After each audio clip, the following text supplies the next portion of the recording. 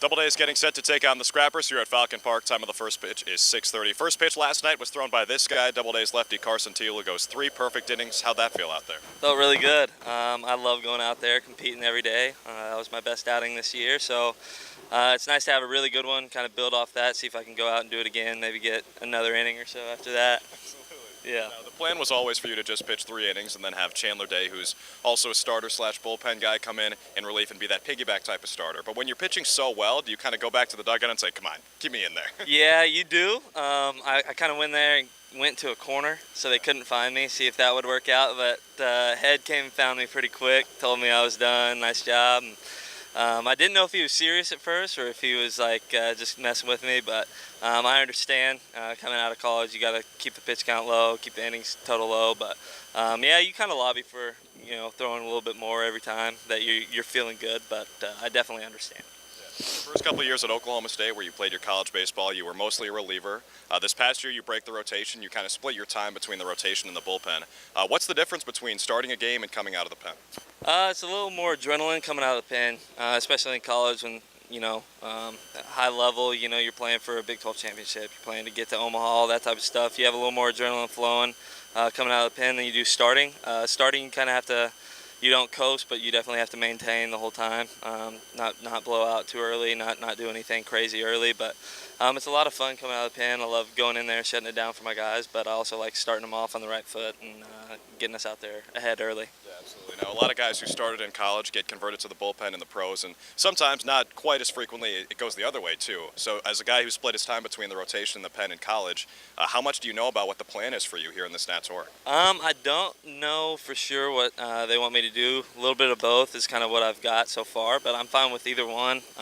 One, that means you're definitely throwing, so that's your goal. But two, I really like coming out of the pen. I really like starting. I like kind of what both of those hold. So whatever they have me do, I'm kind of all about it. I'll take it and run with it and try to be the best I can for these guys in each spot. Talking with Doubledays lefty Carson Teel here. Now, you played your college baseball at Oklahoma State. Your parents went there as well, and they settled in Stillwater, so you went to your literal hometown school and played baseball there. How cool was that? That was awesome. That was awesome. Me and my best friend went there. A guy who was really close to us in high school went there as well. The head coach was from that high school, so it was just kind of one big family there. We walked into it. A lot of support from the hometown, which was really, really cool. And it was just a dream come true. You go there wishing you could play there one day. We actually wanted to play basketball there, but it turned out we ended up playing baseball. And, it's a lot of fun, though. It's a lot of fun. I always loved going to those games, and now to be a part of it, being that family of players, is a really special experience. Yeah, I saw you were pretty highly touted as a high school basketball player. So you wanted to play b-ball first? Yeah, I did. I kind of wanted to go play basketball at Oklahoma State as a kid. I love playing basketball, but it just kind of, I'm small. So, it's just kind of like it shifted a different direction after a while. But, I still love it. We can't really play it anymore, but one of these days I'll get back into it a little bit. Now, we know you're a huge hoops fan. We were actually talking about that before we went on here. Now, in your Twitter bio, I got to ask about this. Might be putting you on the spot here. It says Buddy Hield. Now, for those of you who aren't basketball fans, Buddy Hield was a superstar guard for Oklahoma.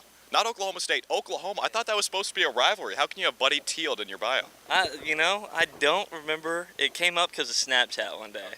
And everybody was I always called everybody like buddy, walking along, what's up buddy, how you doing, all this stuff. So then kind of transformed to I called myself Buddy Hield one day, and then it stuck in the locker room, so people called me that throughout the rest of the year. Had to put it in the bio. So it's just kind of one of those deals. I got mad respect for him, though. He's really, really good. But it definitely hurts a little bit that he's a Norman guy. But, it's all right. I accept him. Now, that is a pretty big rivalry. They call it Bedlam whenever you guys play in pretty much every sport. Now, for someone who is never going to experience an atmosphere like that playing a sport, can you give us an idea of what it's like playing in a rivalry like that? It's unreal. It's got a lot of history behind it. We own them in some sports. They own us in others. But it's a lot of fun. We got to play in front of about 4,500 in Stillwater last year. I got to start in the hometown. That was an experience I'll never forget. And then you travel to Oklahoma City or Tulsa, and they sell out there about 8,000 or 9,000 in both spots, and it's just an experience you can never imagine. It's just a different kind of energy throughout the ballpark. You hate to see the color red, but most of the time we fill the place up with orange, and I let Jake Irvin know about that. He's also down there in Florida right now, so we've had some good talks, but we respect those guys. for being out there playing, and they respect us, and that's why the rivalry is so good, just because the respect between the two teams, but also at the same time you're trying to own, the other one for sure. But it's awesome. Talking with Doubledays lefty Carson Teel here now. You mentioned that Jake Irvin went to Oklahoma. What's it like when you're playing with guys who you played against in college and now you're teammates in the pros? It's fun, just because you kind of share those memories of the games that you experienced. We had a lot of good games against them throughout my career and his career, and the best part is we ended on top most of the games, so I got that over him a little bit, but a lot of cool memories, a lot of cool things that we both experienced in those games. We squared off against each other a couple times, so we like talking about that. Finding out what his hitters thought of me, finding out what our hitters thought of him, just things to help us in the future. But it's a lot of fun meeting these guys and saying, I got to play against you back in, whenever, and they say the same thing, so it's awesome. It's awesome. Did you ever pitch against Kyler Murray, Oakland A's top 10 pick? I did. He's a tough out. He doesn't swing and miss very often. But I got the best of him that day. I was kind of on that day, so it was just like I felt really good. But he's a good player, really fast, got a lot of tools. So I'm interested to see what he does. I'm kind of interested to watch him on the football field first, and then he's obviously going to go play baseball. But he's a really, really good athlete, and I wish him nothing but the best. He's obviously a super good athlete, but you're not too bad yourself. If you play Kyler Murray one-on-one in basketball, who's winning? I always would go with me. You got to go against you or for yourself all the time. I don't know. That'd be kind of cool to play. But I'm sure he's got. I don't know if he played basketball in high school. I'm sure he did, but he was really good at football. So he's got me in that aspect. Baseball, it just depends on the day.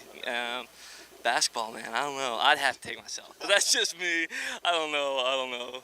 All right, respect. We'll continue with the self-confidence here. Now, a couple other things I saw about you reading your player bio is your favorite athletes are Russell Westbrook, which makes sense being an Oklahoma guy, and also Marcus Stroman, two guys who have maybe the most swag in their respective sports. Now, I'm going to give you a Final Four bracket here. Buddy Hield and Carson Teel on one side, Marcus Stroman and Russell Westbrook on the other side. Who's got the most swag? Who's coming out as the champion there? Let's see. I'd probably have to go with Russell Westbrook, the Brody.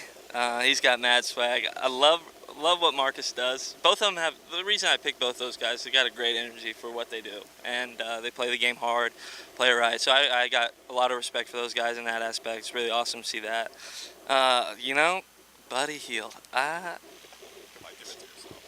think I got to. It's kind of tough though every day with the collared shirt and the pants or the golf shirt. You can't really go too far out. They've got a little more variety in their clothes, but I'll have to vote for myself here just on that aspect. I can rock the same thing in multiple different ways and be fine. So I gotta go with that. And then I don't know, man. I gotta give it to Russ. Russ is coming out on top every day for that. So, but yeah, I think I'm a close second.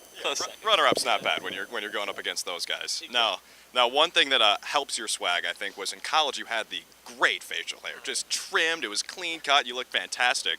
But you can't have that with the Nats, right? No. We can only have a mustache here, which I'm fine with. I rocked a mustache pretty heavily in college. Got compared to Pistol Pete a little bit, so that was pretty awesome. But no, I kind of like different facial hair. I like keeping it obviously clean. I don't want to be like raggedy or anything, but I had a lot of different looks. I went like just the chin. I went a little goatee and then a full beard. I like mixing it up a little bit, but yeah, we can't have that here. So you got to work with what you can. Get a little mustache in there and keep the rest shaven. So. What was the fan favorite from those options? Maybe among the lady friends? I think the beard. The beard was a good one. Yeah, my girlfriend liked the beard a lot. So I guess I got to grow that back out when I get home but keep it clean, because then I know I'm going to have to get rid of it when I get back here. But yeah, that's all right. I understand. All right, Carson, we'll let you get out of here on this. I know your brother is a big fan of yours. You've talked to me a little bit about how he basically follows every game. Good for me, because we get another listener on the broadcast. How cool is that for you to have such support from your brother? It's awesome. He's been there every step of the way, and in life too. He's supporting me as a person and as a player, and it's awesome to have that type of person in your back pocket and in your corner. And so he watches every game. We'll talk about it after I throw. We'll talk about what pitch did he hit here, or what pitch did you strike the guy out on, where was it, all that type of stuff. So he's all in on that type of stuff, and it's just really nice to have a guy support you like that, and it's awesome I can call him my brother.